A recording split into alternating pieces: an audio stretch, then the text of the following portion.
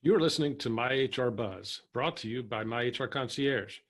Hosted by Chris Cooley, we'll bring you various topics and guests to shed light on the often confusing world of HR and also employee screening. We'll be putting the human in human resources. All right, I want to thank you for joining us today on MyHRBuzz, the podcast. I think we have a great topic today. We're going to talk about ERISA documents, which are, I think there's a lot of confusion out there related to those. And so I think we'll be able to maybe dispel some of those myths. Today I have Jay Rodney, who is the president and founder of RTO Benefits. And by chance, that's what they do. They provide ERISA documents for brokers and employers. And I appreciate you joining us today, Jay. Thanks, Chris. Yeah. So one of the things we talk to a lot of different clients, and I know you do too, is I talk to so many clients that don't know that they need these documents. The number of groups that we talk to that that are taking medical deductions pre-tax that don't have a premium only plan or a POP plan, those kind of things. And I think it's just, I don't know if they're doing it willfully. They just don't know. And so why are these documents so critical for employers? Okay. Thanks for having me join, Chris. What we found when we first started our business here in the whole ERISA arena, and talking with one of the large law firms nationally, actually voted #1 in worksite law, they said that 80% of all employers are out of compliance in some way, which I found that to be pretty shocking.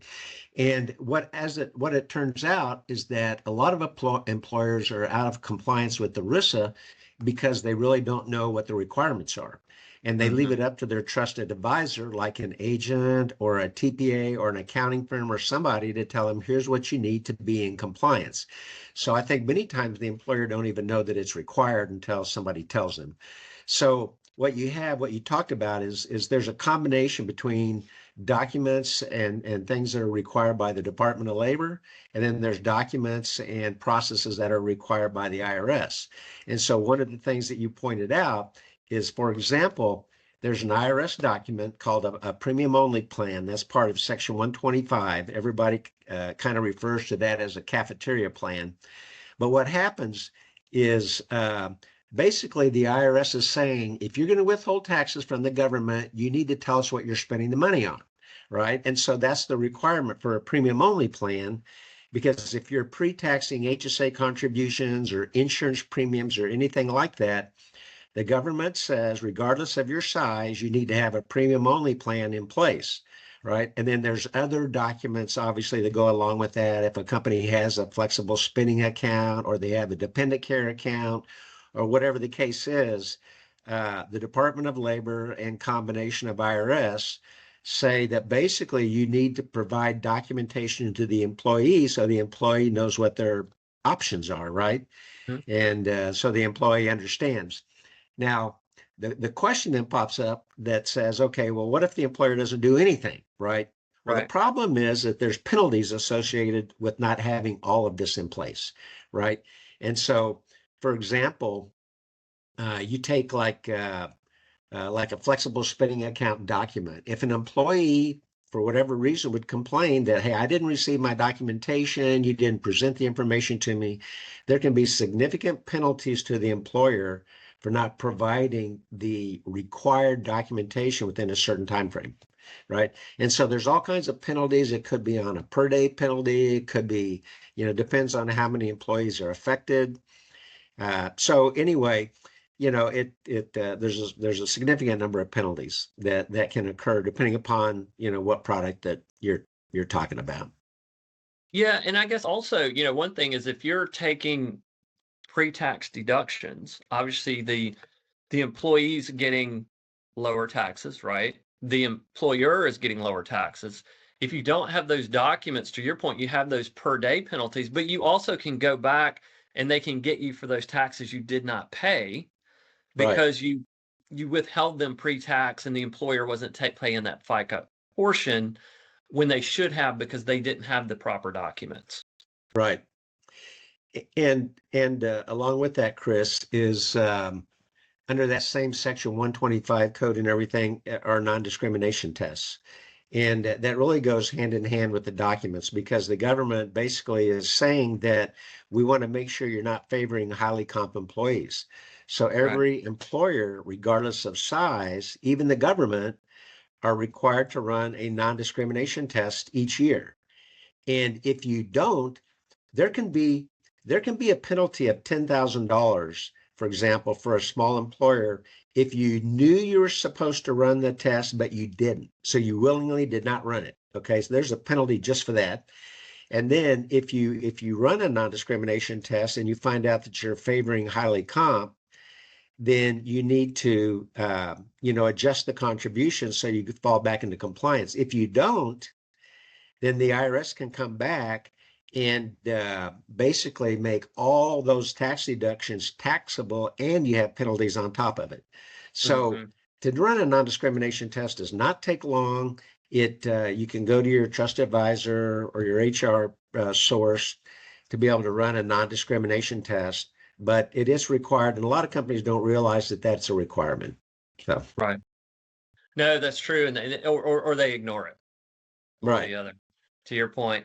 So let's back up. We'll back up just a little bit. So we talk about documents, right? And we say these POP documents or HSA documents or HRA documents. Let's talk a little bit about those. When we say that, what are these documents? We don't have to get too granular, but let's talk about maybe what's in them, kind of what is it a required template that has to be filled out? What I mean by that is the DOL gives you the language. How does that work? And what are these documents, and what do they include? Yeah. Anyway, there's the documents are really fairly structured by the Department of Labor and by the IRS. Now, there's certain content that needs to be in the document. So there has to be a full disclosure, to the employee about what the eligibility requirements are, how much they can contribute. And then usually I'm going to use the FSA, for example, flexible spending account. Within the flexible spending account document, you can have the FSA and dependent care, right? And so you need to be able to find then who's eligible, how much can be contributed, what's the maximum amount, is it going to have run out? Anyway, there's a whole description of the plan. And there's two components of the FSA. There's the plan document that the employer keeps in their files, and then there's the summary plan description, which is required by law to be made available to the employee so they know specifically what benefits are available to them. Okay, and those all have to be distributed within a certain time frame. So, for example, I'm going to jump back on the POP plan for just a minute. What you find is even people that determine that they need a premium only plan, you're supposed to have the premium only plan in place prior to withholding taxes from the government. So technically, if you're going to withhold taxes on January 1 for your plan year, you should have your document in place at the end of December, but the government does allow you to have it in place within 30 days. So that means if you start withholding taxes January 1, you need to have your document in place before the end of January, right? But preferably prior to withholding taxes from the government. So. Okay. So basically it sounds like what they're doing is they're just telling the government within this document all the core components of their benefits, right? Right. As far as what they're offering, those kind of things, as well as more of a summary that they can give to the employees so they know what's included within their benefits. Right. Now, are these documents, as I'm just thinking about management. So these documents, do you have to update them? So for instance, let's say I'm offering a medical plan that falls under this umbrella. It's a premium only plan. I'm taking all the deductions out pre-tax. With that medical plan, when I do my renewal, do I have to update my POP plan? Do I have to go if I'm just changing premiums, or maybe there is a little change in the offered benefit? Do I have to change these plans, or are they more in an overview and they're kind of, it's a static document? Well, we recommend that they actually update their plan each year so that they make Okay. sure that the documents are within compliance. And the reason I say that is technically, from an IRS or government standpoint, you don't have to update them every year unless there's a change. But it's just unlikely that a company goes from year to year and doesn't change something. Right. Maybe 1 year they offered voluntary benefits and the next year they didn't. Or 1 year they're offering dental and then they decided to not offer dental. Well, anytime you do something like that, the document really should be updated so that what the employee has is accurate reflection of their benefits. Also, periodically, the government will release regulation changes. So even though an employer may not change a benefit, there could be regulation changes that would require the document to be updated because there's some new regulations that the employer and employee have to abide by. So it could cause a change even though the employer doesn't change the benefits being offered. So Is this, so as we talk about the summary plan description, is that typically just provided to the employees as part of the renewal process? So they get that when they're going through just their annual renewal or their typical sign up. Is that how that's generally distributed? I think usually what happens is most companies will generate the document after they've gone through enrollment. Because then they kind of they offer benefits to their employees. There's a whole enrollment process where the employee can elect whether they want to participate or not participate. Are they going to elect vision, dental, whatever the case is. And so typically what will happen then is once they go through enrollment, then the employers will usually generate a document, and in the document it outlines all the specifics of here's what you signed up for, here's what your contribution amount is, here's the run out in terms of when you could submit claims and how do you get reimbursements and what kind of time frame. So then it's usually a lot more detail about the plan that they signed up for, basically. Okay. No, that makes sense. And that way you're not distributing, especially if you're doing it paper, you're not distributing that to individuals if you don't have to. As part of that, you don't have to print a bunch of that out for everybody. Right. It's only for those that take the benefit. No, that makes sense.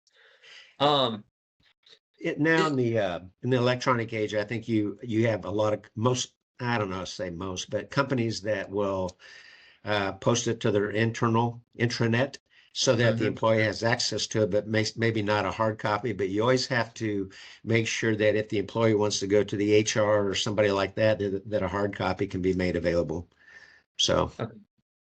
Yeah, and to your point earlier, there are requirements that if someone requests it, they do have to provide it within a certain time period. I think typically 30 days, or it's a penalty. Right. Okay, so with these documents, what types of plans do they have? We talked about kind of different HSAs and FSAs. What are the plans that they need to have a document for? Just if we were to kind of lay this out to a client and said, hey, here's where you need these documents. How would that lay out? What plans do they need that documentation? Sure. Okay. So I think it can vary. Obviously, it varies like a small employer versus a very large employer. So let's talk about a large employer for a second. It's very common that a large employer, and let's say they're in East Coast, for example. So a large employer may, as part of their health benefits, they may offer a health reimbursement arrangement, right? And so if they offer a health reimbursement arrangement, that's a plan document specifically for that, because that's Code Section 105. Well, the employer may also offer a transportation commuter plan, right? So the employees can use pre-tax dollars for transportation and commuter. Well, that's Code Section 132. So you gotta, so you have to have a separate plan document for that, right? And so an employer can end up with multiple plan documents. It's even possible that if they're also offering a flexible spending account, that's your section, anyway, that's a Section 125, that's another document. So you would think that you could combine them all into one document, but in reality, they're all different code sections and they have different requirements and they require a different document. Okay. Now, what you'll find, and I'm going to segue into this for a minute, like a wrap document, for example. Yeah. Okay. Well, a lot of times employers, they get somewhat confused about what is a wrap document and why do I need it and what's the purpose of a wrap document. Well, there's two or three different things, right? First of all, at a very high level, the reason it's called a wrap document is because the insurance companies out there, when they generate a health certificate, and it can be vision, dental, medical, whatever the case is, they are not required by law to meet all the ERISA standards. All they have to do is describe the benefits, all right? But they don't have to meet the ERISA standards. So what the wrap document does at a high level is it wraps ERISA language around all your benefits. So in a wrap document, you typically list all your benefits. So you'll have your medical listed, your dental, your vision, your, voluntary benefits, cancer insurance, you list all those, right? And that too has a plan document for the employer and a summary plan description that's handed out to the employee. That's basically an overview of every single benefit they have. That doesn't replace like an FSA document but what it does, it allows an employer to be able to present all their benefits in a single summary plan description or SPD, right? And then the other benefit to an employer is if they have over 100 employees, they're allowed to submit one 5500, which is basically a report card of your benefits, right? They can submit one 5500 and list all their benefits. If they do not have a wrap document in place, they have to submit a 5500 for every single benefit they have. So they'd have to submit one for medical, dental, vision, voluntary benefits. So a wrap document, covers a couple of different purposes. So a small employer, smaller than 100, can choose to provide a wrap document to be able to communicate all their benefits, whereas a larger employer has multiple benefits, one by allowing them to just submit one 5500. So. Okay, so it's both. I guess it's easier for the employee because they're getting one document for everything, right? And then two, it's easier for the company because administratively it just makes it much simpler. Yeah. Okay, no, that makes sense. And so, and we work with a lot of brokers, a lot of clients, a lot of business owners, and I think there's always been a confusion around a wrap document, what it is, and those things. So I think that's helpful. And so it sounds like it doesn't preclude the need for all those different documents. It's just a way to summarize it to make it easier. That's pretty accurate. Okay. And so also the other question I get a lot is, where do I file my document? Where do I file my wrap document or my POP document? Et cetera. And what do they do there? Well, really all they have to do is they just need to have a compliant document in place and put it in their files in case they get audited, right? They really don't have to. I get that question a lot too. They really don't have to file it with anyone. They just need to show that they generated the document and they provided it to the employee. And there's even some receipts that the employee can sign acknowledging that they received their SPD and all that, because the employer, you're trying to keep the employer in compliance, right?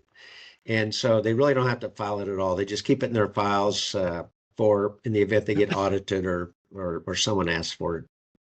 Okay. Now that makes sense. And really, I guess the important part of this is it's just, one, it's required. I don't know if the document police are going to come knock on your door tomorrow, right? Right. But what happens is, and what we found is, it's needed. It's relatively inexpensive. It's a protection. It's insurance, if you will, to make sure that you are compliant.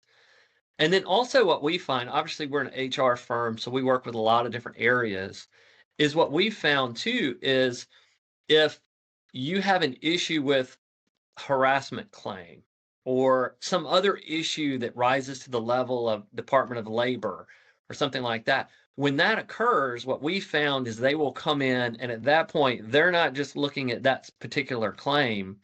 They basically give you, for lack of a better term, an enema of all your different areas. Exactly. And this is very important to have in place from that perspective. You're exactly right. That's what we found is rarely does somebody come in and audit looking at the documents. It's always, typically it's generated by an employee complaint in some way, right? Because once they get in, they look at everything. And that's true with the IRS too. If there's a complaint somewhere along the way where the IRS doesn't audit, they'll audit everything. They'll go through the whole checklist to make sure you have everything in place. So that's typically when it gets looked at. Yeah, it's just a way to open the door, those claims. And we've seen, I guess recently, when I say recently, over the past 3 or 4 years, there's a lot more aggressiveness to that as well, with them coming in and doing those reviews. So what else? Is there anything, I think this has been really informative. Is there anything else that I've kind of missed or that you would like to point out on these? I think that I would just say that part of the reason I think employers are out of compliance is one, they don't know, and then it always hasn't been easy to get. Like you say, okay, so I'm told I need a non-discrimination test. Where do I go to get that? Right. And typically you need to go to your trusted advisor. It could be a broker, it could be an HR company like yourself that hopefully will have the tools to help them, either get the documents they need or at least point them in the right direction so that they can get the document. But that's one of the harder things that I think the employer has too, is once they find out it's a requirement, where do they go? Who do they go to? Who do they need to talk to, and how do they get it? Right. And so depending upon where you go, it can be very, very expensive or it can be inexpensive. Right. So anyway, it's I would say they just need to look to their trusted advisor that they, sometimes the insurance brokers will have access to it. Sometimes that's something they don't get involved in, but they can maybe recommendation on where to go, or their HR services like yourself, or a TPA or an accounting firm. But anyway, that's just, sometimes they just don't know where to go to get it. Yeah, that's a good point. And because if they don't know where to go and don't know how to get it, everything else is kind of mute, right? They just don't do anything. Right? Yeah. So, and we can address that. We can help employers, and then we also, work with brokers as well if brokers have a need. So yeah, so we can definitely help with that as well. Well, great. Well, no, I appreciate you jumping on. I think this is a topic that, again, there's a lot of mystery behind it, a lot of myths behind it, but I think you've answered a lot of those today, and hopefully it's gotten some employers and brokers to kind of think through that and ways to where they can make sure they are compliant in these areas. Right. So, well, great. Well, no, I appreciate you joining, and I appreciate everybody that's listening to the podcast. If you have questions, you can always reach out, and we'd love to hear from you. And we'll talk to you next time. All right. Thank you. Thanks, Chris. Thank you. Thank you for listening to the MyHRBuzz Podcast, presented by MyHR Concierge. For more information on this topic and many others, please visit our blog at www.myhrbuzz.com. It's a free resource and has a lot of great information on HR and employee screening related topics. If you like the podcast, please do 3 things for us. 1, leave a review. 2, subscribe to the podcast. And 3, tell a friend. Our podcasts are available on iTunes, Spotify, and many other places where you get your favorite podcasts. If you'd like to provide ideas or feedback on future shows, send us an email at podcast@myhrbuzz.com, or you can reach us at 855-538-6947, extension 108. This is Chris Cooley with MyHR Concierge. Thank you for joining us, and we look forward to sharing more topics with you in the future.